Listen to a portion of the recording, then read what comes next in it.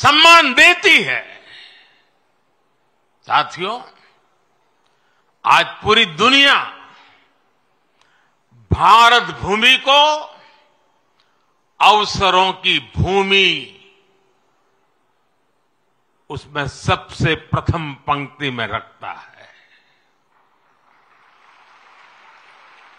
आज भारत उस स्टेज पर है जब बड़ी वैश्विक चुनौतियों के समाधान में भारत बड़ी भूमिका निभा रहा है। अर्थव्यवस्था हो, विज्ञान हो,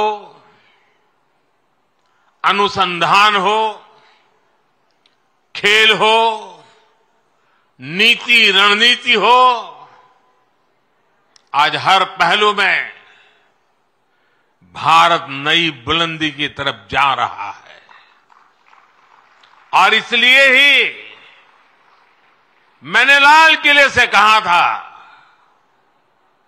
यही समय है, सही समय है।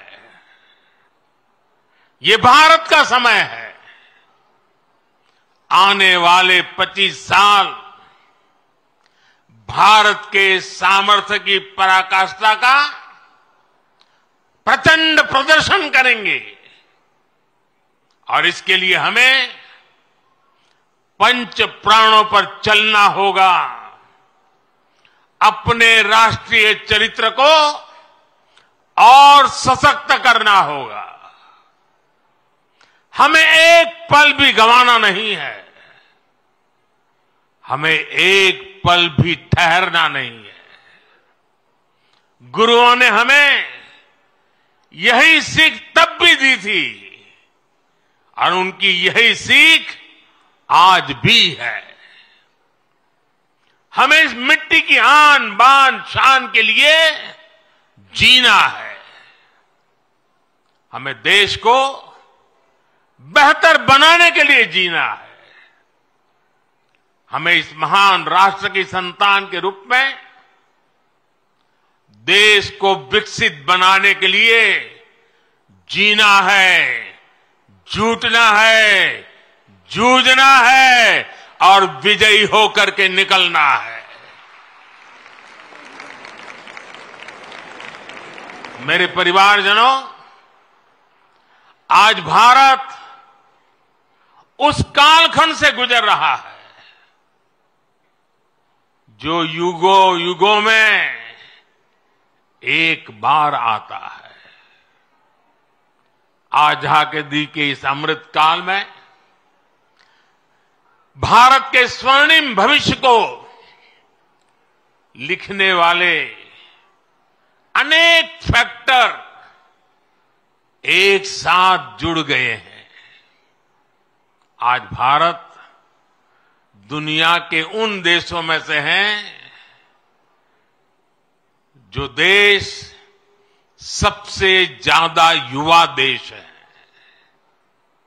इतना युवा तो भारत अपनी आजादी की लड़ाई के समय भी नहीं था।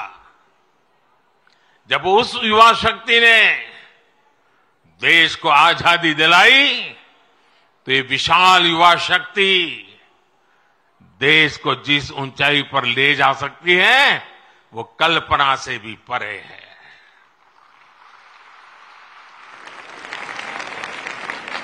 भारत वो देश है जहां नचिकेता जैसा बालक ज्ञान की खोज के लिए धरती आसमान एक कर देता है। भारत वो देश है जहां इतनी कम आयु का अभिमन्यु कठोर चक्रव्यूह को तोड़ने के लिए निकल पड़ता है। भारत वो देश है जहां बालक ध्रुव ऐसी कठोर तपस्या करता है कि आज भी किसी से उसकी तुलना नहीं की जा सकती। भारत वो देश है जहां बालक चंद्रगुप्त कम आयु में ही एक साम्राज्य का नेतृत्व करने की ओर कदम बढ़ा देता है। भारत वो देश है जहां एकलव्य जैसा शिष्य अपने गुरु को दक्षिणा देने के लिए अकल्पनीय कर्म करके दिखा देता है। भारत वो देश है जहां खुदीराम बोस, बटुकेश्वर दत्त, कनकलता बरुआ, रानी गाइडिनल्यू, बाजी राउत, जैसे अनेकों वीरों ने देश के लिए अपना सब कुछ न्यौछावर करने में एक पल भी नहीं सोचा। जिस देश की प्रेरणा इतनी बड़ी होगी, उस देश के लिए किसी भी लक्ष्य को पाना असंभव नहीं है। इसलिए मेरा विश्वास आज के बच्चों, आज के नौजवानों पर है। भविष्य के भारत के कर्णधार यही बच्चे हैं। अभी यहां जिन बच्चों ने मार्शल आर्ट्स का प्रदर्शन किया, उनका अद्भुत कौशल दिखाता है कि भारत के वीर बालक बालिकाएं का सामर्थ्य कितना ज्यादा है। मेरे परिवारजनों, आने वाले 25 साल हमारी युवा शक्ति के लिए बहुत बड़ा अवसर लेकर आ रहे हैं। भारत का युवा किसी भी क्षेत्र में, किसी भी समाज में पैदा हुआ हो, उसके सपने असीम है। इन सपनों को पूरा करने के लिए सरकार के पास स्पष्ट रोड मैप है, स्पष्ट विजन है, स्पष्ट नीति है, नियत में कोई खोट नहीं है। आज भारत ने जो राष्ट्रीय शिक्षा नीति बनाई है, वो 21वीं सदी के युवाओं में नया सामर्थ्य विकसित करेगी।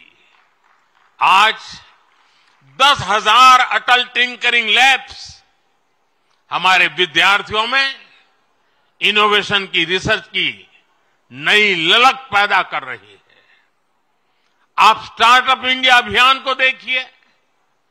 2014 में हमारे देश में स्टार्टअप कल्चर के बारे में कम ही लोग जानते थे। आज भारत में 1.25 लाख नए स्टार्टअप्स हैं। इन स्टार्टअप्स में युवाओं के सपने हैं, इनोवेशन है, कुछ कर गुजरने का प्रयास है। आज मुद्रा योजना से 8 करोड़ से ज्यादा नौजवानों ने पहली बार अपना कोई बिजनेस, अपना कोई स्वतंत्र काम शुरू किया है। ये भी गांव, गरीब, दलित, पिछड़े, आदिवासी, वंचित वर्ग के युवा है। इन युवाओं के पास बैंक को गारंटी देने तक के लिए कोई सामान नहीं था। इनकी गारंटी भी मोदी ने ली।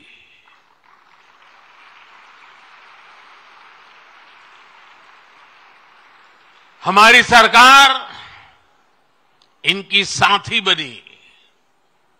हमने बैंकों से कहा कि आप भय मुक्त होकर युवाओं को मुद्रा लोन दीजिए। लाखों करोड़ रुपए का मुद्रा लोन, इसे पाकर करोड़ों युवाओं ने आज अपना भाग्य बदल दिया है। साथियों, हमारे खिलाड़ी आज हर इंटरनेशनल इवेंट में नए रिकॉर्ड बना रहे हैं। इसमें से अधिकतर युवा गांवों से, कस्बों से, गरीब और निम्न मध्यम वर्गीय परिवारों से ही है। इनको खेलो इंडिया अभियान से घर के पास ही बेहतर खेल सुविधाएं मिल रही है। पारदर्शी चयन प्रक्रिया और आधुनिक ट्रेनिंग के लिए उचित व्यवस्था मिल रही है। इसलिए गांव गरीब के बेटे बेटी भी तिरंगे की शान बढ़ा रहे हैं। ये दिखाता है कि जब युवा हित को प्राथमिकता मिलती है तो परिणाम कितने शानदार होते हैं। साथियों, आज जब मैं भारत को तीसरे नंबर की अर्थव्यवस्था बनाने की बात करता हूं तो उसके सबसे बड़े लाभार्थी मेरे देश के युवा ही हैं। तीसरे नंबर की आर्थिक ताकत होने का मतलब है बेहतर स्वास्थ्य, बेहतर शिक्षा। तीसरे नंबर की आर्थिक ताकत होने का मतलब है अधिक अवसर, अधिक रोजगार। तीसरे नंबर की आर्थिक ताकत होने का मतलब है quality of life, quality of products. साल 2047 का विकसित भारत कैसा होगा, उस बड़े कैनवास पर बड़ी तस्वीर हमारे युवाओं को ही बनानी है। सरकार एक दोस्त के रूप में, एक साथी के रूप में आपके साथ मजबूती से खड़ी हुई है।